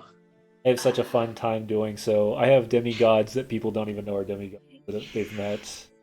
My first campaign, and if our players are in it, the first campaign had closed down due to a hiatus of people. Because as I mentioned at the beginning, most of us were military at the time. And when half of us leave, can't continue the campaign as well. So they finished their campaign sitting in the first level of hell after my son, who at the time was 14, threw his hexblade into a portal, ripping open the portal and pulling everybody in rather than out. Oh. And he had his own little secret puzzle that he was making the party follow with him, make him stronger, playing a hexblade warlock that every time he would kill a demon or devil, his blade would change. Ooh. Because he was connected to the Balrog as his patron. Oh. And what nobody knew until it was way too late is that all the Balrog was doing was sending him out to kill off the lesser beings to ready him to return to the material plane. Oh my gosh. So there was that little side quest that everybody picked every time, which made me laugh because I was like, he sees this blip on, pretty much it was like he can feel this energy coming from this area. Are you guys going to follow it? And everybody's like, yeah, of course we are. Okay. Of course we're going to do this. What are you talking about? Continue to tag along to the Warlock's power. But we had 2 other characters who, the one was created specifically coming in late into the story. And I was like, how do I want to connect? And he was like, I want to play a Bard of Whispers. Ooh. Never played a Bard of Whispers, but he played it to the T, and it was they can be very spooky. I got really addicted to Blacklist for a long time, so I created a Red Reddington character in our campaign that was kind of like the underworld, just manipulator to everything. So what he would do is he would send out our Bard to follow the party and do little things on the side and dive into little extra things and bring them back, deal with things. he had controlled everything behind the scenes the entire time, and nobody realized it even till today. So it was the You fun. may or may not hear snoring in the background. It's my dog. Oh, it's okay. Just like, it's Mine's on probably the other side, but no, I Aw. really these types of stories, right? This is where the NPCs get fleshed out, diving into Yes. what their personality. Yes. A lot of times I pick a lot of my stuff. Whatever book or whatever movie I'm watching or reading right at the moment, I was like, I need to get better at that. I need to get better at that. it's a hit or miss I right do now. pick and choose from things, but Yeah. it's not always like stuff that I'm actively Immediate. watching. Yeah. Yeah. I try to pull something that I know will easily I can relate to while I'm actively Mm-hmm. if I'm actively watching something or if I'm actively reading something, because then I know I can pull that immediately during a Yeah. session at the moment because Yeah, I'm that's already connected to it. right. I just saw the thing or heard the thing. Yeah, Yeah, I need to get like better about I'm doing a that. big anime fan. I watch a Me lot of too. movies. So Yes. like I just finished well, I didn't finish, but caught up to My Hero. Yes. Same. Real good right now. So good. How can I pick some of these? I don't like playing. My biggest thing is I don't like using. I like to Mm. see supporting characters and how they connect, talk, Yep. and react, and then Me that way too. people can't pick out them as of who I'm basing them on, Mm-hmm. or I pick something that's completely outside of the fantasy realm and I use those characters, kind of like a Bennington Blacklist. Nobody knew who basing it off of. Told Right. them, they're like, Oh, I see it now. I Yeah. also like using Kronk. I don't know why. It's just Kronk. Yes. Kronk is pull the Wrong lever, level. wrong lever. Oh my god. So But good. Spanish yeah, puffs. Oh man, now I want to watch Emperor's New Groove. How could right. you? You have I to. I absolutely prefer. I like to do I like Disney references sometimes. I'll pull from different mythologies because I'm really Yeah, big into reading about stuff like that. Different religions and things like that. Excuse me, are you okay? I have a really bad. All right, he's good. I have a really bad story on mythology. Oh no, Sithy. Like Madam DM or I will answer to both. I'm gonna say it's not really Mommy, mommy, sorry, mommy, mommy. Sorry. Yeah, that's me. I know. but Mommy DM, Matt. People have so many nicknames for me. Mommy DM, Madam DM, Daddy. Daddy is from yesterday's stream that we were a bunch of my players and other people who are also in the D&D community just had unhinged chaos playing Raft last night, and oh so no, weird jokes happened. And Sithy, you're calling me out. Fireball. It was off the chain. I don't know if it was off the chain, but I had a lot of fun. good. We were absolutely chaotic. Hey, I don't there's normally nothing wrong with a play. little. Yeah, I don't normally play a whole lot other than D&D or art or just chatting on my Yeah, channel. But when I do, it's chaos. I've gotten really like my newest addiction currently is I guess it was originally a mobile game, but I found it on Steam called Chimera. I've never heard of that. It's free, so if you want to come join, I will. Okay. Yep, hop in the Discord. It's in the chat room. You Yes. come hang I out. gotta join your. I gotta join your server. I need more clan people Okay. for the Misfit Gamer. I'll look into it.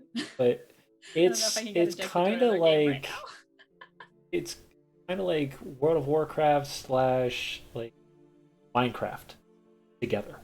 now. Interesting. So like I've built this giant castle for myself, and so you can gather all your resources and stuff like that. But then you can go kill these like 120 feet tall monsters with a group of 2 or 3 people. It was it's definitely a chaotic game. So I thought about it. Talk about chaos. Definitely a chaos. I have a giant puffball thunder chicken. It literally, like the chicken's like this big on the screen, giant puffball, but then it's. Oh my god.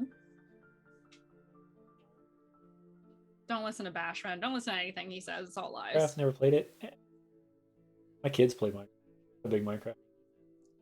It's I went from I guess it's because I grew up on 8-bit. So I was like, I got away from 8-bit and I don't want to go back to 8-bit. Oh no, I still love it. The nostalgia. I love it. But I definitely get your perspective for sure. But it was interesting when I saw this game because I was like, wait, I can chop wood and do all this stuff, but then it builds like Fortnite, like it builds properly and everything stacks properly. Mm. Someone's Minecraft castle is Oh no. Yeah. horrible. I will say though, some of the stuff that people have the stuff that people have made on Minecraft is wild. like, and you can download, like, people can make worlds and upload them, so yeah, that you can download them and like run through. I did that. Somebody did. I don't know if you're a fan of Hayao Miyazaki, but did like different set pieces from Spirited Away. Oh wow! Incredible. That's so cool. Oh god, I wonder if it's still floating around, but absolutely incredible. I used to play talking about like incredible, just like the vastness of the story. I used to go through Lord of the Rings online just to look. Yes. Didn't really like the gameplay. I thought it was kind of boring. I never But really got into when it. I walked into Rivendell and I was like, I was like, this is real. Like I can see it. Walking in it. It's so beautiful. I felt that way about Final Fantasy 14. I haven't played 14. Oh my god. I guess it's just because of the nostalgia, really the nostalgia of Lord of the Rings.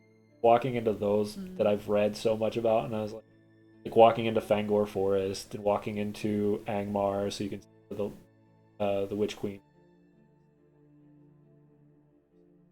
Yeah, I beta. That's exactly what I did. I beta tested Lotro, and then I leveled up to the max I could get, and then ran wherever I could go on any direction whatsoever, trying to find a new place that I could just look at.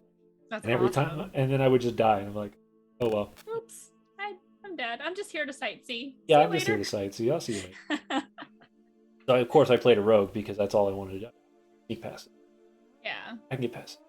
I'll just sneak around forever and never get in combat or do any kind of quests. I just want to sightsee. Yeah, no, that's how I was. That way about that's how WoW. I was. Yeah. WoW, I played way too much. Got way too addicted. Way too long. Couldn't do it. I'm sure that you're probably right, Stithy. That's probably the case. I never got one downfall. Never got into the Elder Scrolls games. Oh man. And it's partially because I don't like the first person medieval fighting. Like this bothers me. I just don't understand it, I guess, but the story was I get that. The story was good. Like I've read parts of the story. Watch people forever. This is a hot take, but I'm gonna say save yourself the heartache of waiting for the next Elder Scrolls game. Don't even get started. No, I love Skyrim. I haven't played the older games. I played a little bit of Morrowind. I played a little bit of Oblivion. I don't own those games, or at least I don't think I do. Anyway, I played a little bit of those. They might be on my computer. I don't know. There's a lot of those. I just couldn't, There's a lot of those games though. Like you buy one and they automatically old ones. You're like, oh yeah, cool. I have Dragon Age. That was a Dragon good game. Age. All of them are amazing, top tier games, 10 out of 10. I don't care what anybody says. Even Dragon Age 2. I don't want to hear it, chat. Dragon Age 2 is good too. Oh my god, humongous fan of Dragon Age. I actually do pull a lot of inspiration from BioWare games. I mean, they did amazing. In general. Oh my god. Might as well pull inspiration from them. Oh, absolutely. I'm a giant Dragon Age fan. I'm such a nerd. I can't wait for the new game. Fable, Dragon Age, Skyrim, Fallout. Fable was so like before its time. Like oh my god, you didn't realize how good it was until you played it, and you're like, whoa, this is way above what it what it should be at that time. Fable 3, I sat down and played it start to finish in one sitting. That's how much I love it was like, short. I just blew through it. It was short compared to the other two. I didn't 100% it, but I got close in 24 hours. Yeah. My parents were like, "What are you doing still awake?" I'm like, "Shut up, I'm playing this game." Oh yeah. Mass Effect and KOTOR. I like Mass Effect games. I'm finally getting into those now because I've been playing the Legendary Edition. KOTOR I never got into, but I have so many friends who are into it. I feel like I'm a fan by association. Right. Well, not to mention KOTOR, I think they're doing a remake of it. Is that? I don't know if get it's. my hopes up. I don't know Don't if it's do a that. remake or if it's just. I'm hoping it's a remaster, not a remake, because even I was not a big fan of the Final Fantasy. I like it's I pretty. didn't play it. It's pretty. It's cool. That's what it is. But I got rid of the whole like diving into the combat and it being turn-based, and I was like,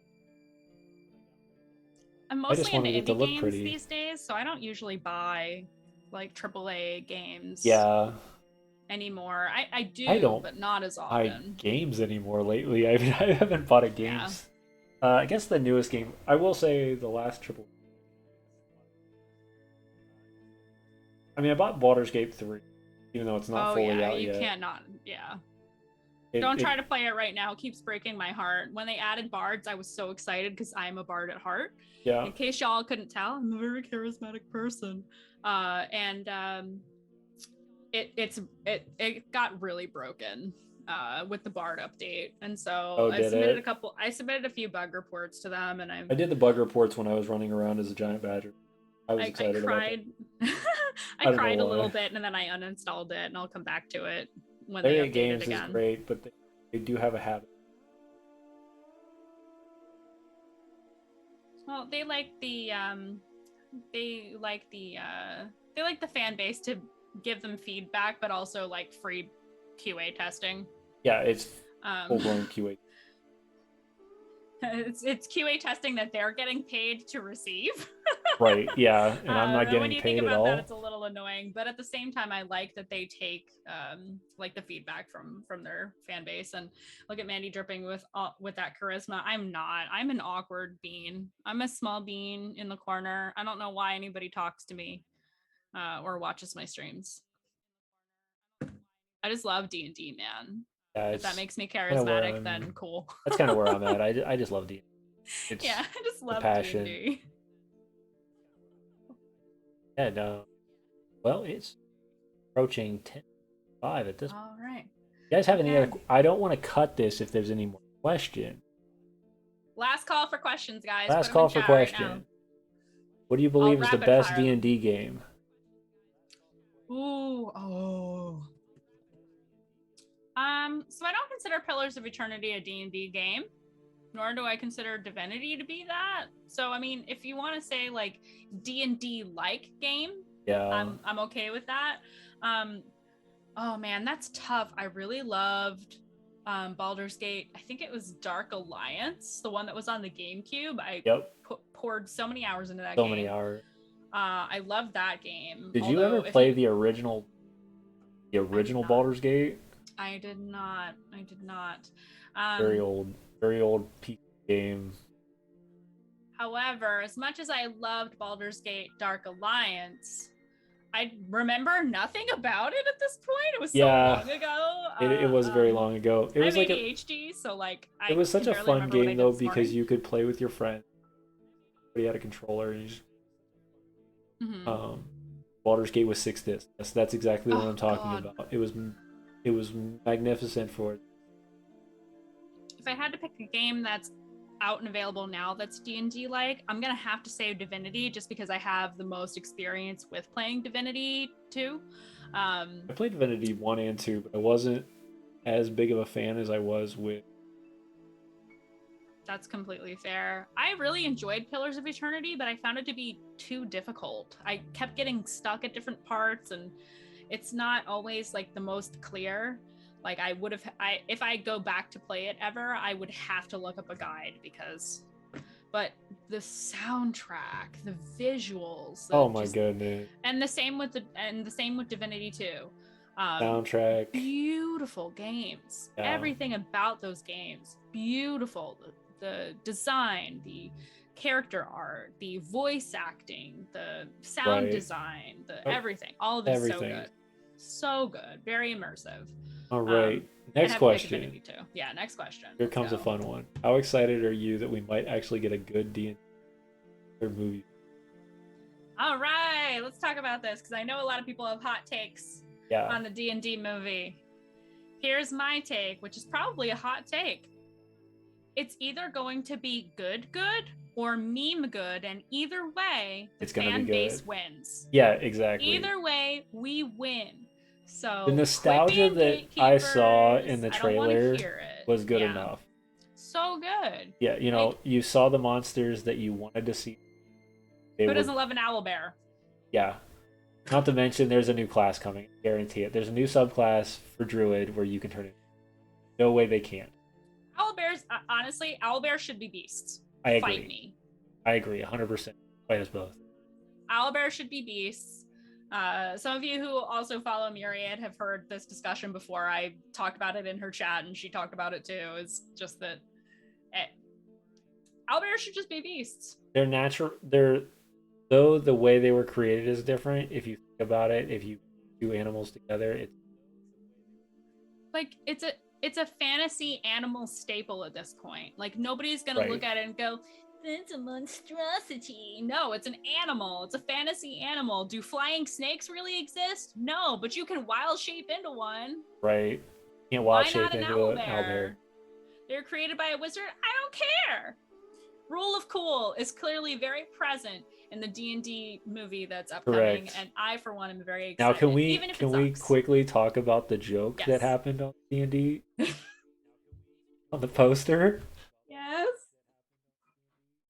Let's pull it up for the folks at home. Oh my goodness, I didn't set up for content to be shown. Oh damn. Okay, hold on. Otherwise, I would have. Well, everybody at home, Google it real quick. Yeah, everybody at home, Google it, and we can talk about the intellect devourer that is ridiculous.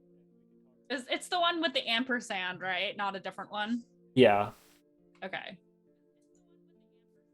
And I think they've taken it down at this point. Did they take it down? No, I found it. Well, I know what they're stating is that officially it's been taken down. It's out on the network forever. Yeah, because Paizo has told them. Why? Because that's not the right one. Do you not know the deal? So what? if you pull up the ampersand, yeah, and you look at the intellect devourer, go Google intellect devourer and go look at it from D&D to go looking at from Pathfinder. They're different. Somebody literally went into Google, copied it, threw it on the picture without checking anything. Oh yeah, I see that. Yeah, so the way they could tell very quickly is the intellect devourer in Pathfinder has the tongue sticking out compared to the one in D&D that doesn't, not to mention the feet and the brain sizes are different. So that's the big controversy. So if you were at San Diego Comic-Con or you were able to get a hold of one of the posters, they're going to be changing the poster now because of this. Yeah, it was quite a wonderful hilarity. Oh, man. You gotta wonder the people at Paramount probably were like, intellect devourer, let me just Google that. Okay, so here's the thing. I didn't know about that. I didn't hear that part. Yeah, TikTok's been blowing up on it. But what I did hear was, as an artist, although I've never been a full-time artist, right, I'm friends with a lot of people who work in the industry.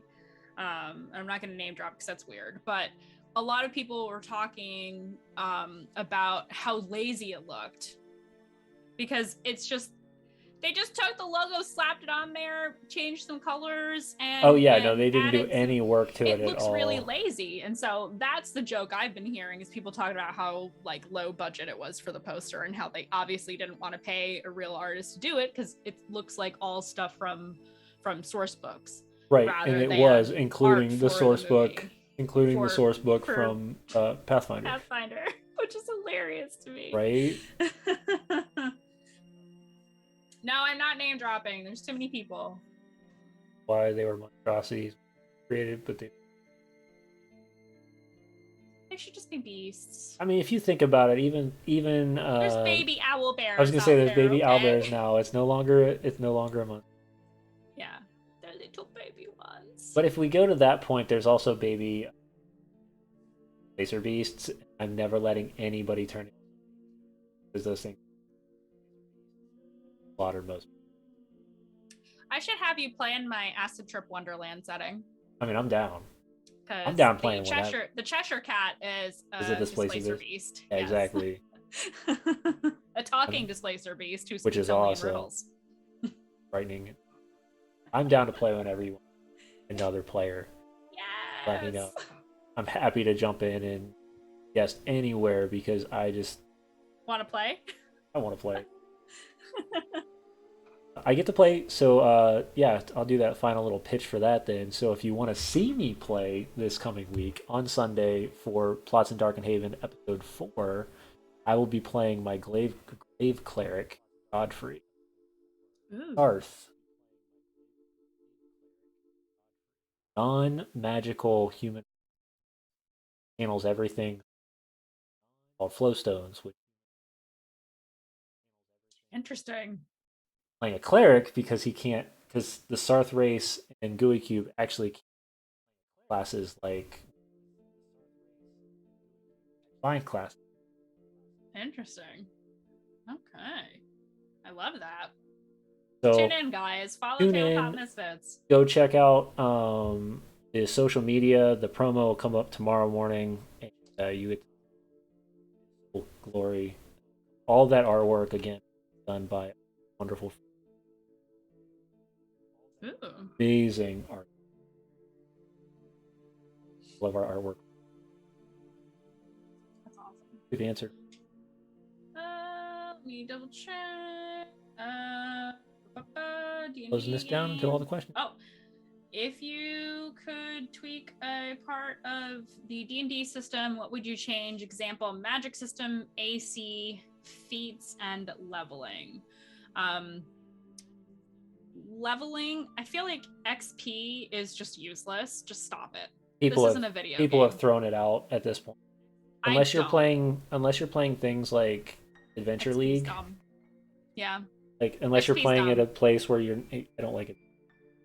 I know it's useful at places. It's for, but I think it really has. Here's my hot take. I think on. Adventure League is elitist and exclusionary, and I don't like it, and I think XP's stupid. Fight me. I somewhat agree with that. Dumb. I know a lot of the... If I want to play a video game, I'll play a video game. That's true. If I want to go earn EXP, I'm going to go grind something out on a video game. I don't want to do that at the table. I think it depends on your game store. Well, it depends on your game store for Adventure League. I know a lot of people who run Adventure League. Seen good things about it. I've heard nothing but horror stories, and none of it appeals to me. And the Tomb of Annihilation, where they arrived at Omu all at level 5, and I wanted to cry because they're like, I've now had 12 characters die this week. I'm like, so why do you why don't you level up the whole party? Well, that's not how you can't, because the issue with Adventure League, truthfully, going to run Adventure League, you can't do, because if you've got 8 players that come the first week, take all the XP for that week, only have 5 of those players come the next week, and 3 additional players that weren't there last week come, and 8 more players, and then you get a whole different set of 8 players the third week, but everybody has not gotten the same amount of XP time, and they're still climbing through the story. Yeah. Not balanced.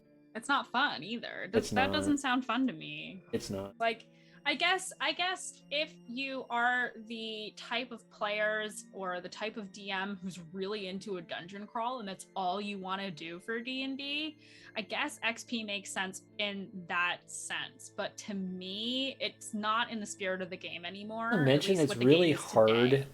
It's really hard because if you read raw how you're supposed to give XP, it's very difficult to understand because it's like you can give XP for role playing.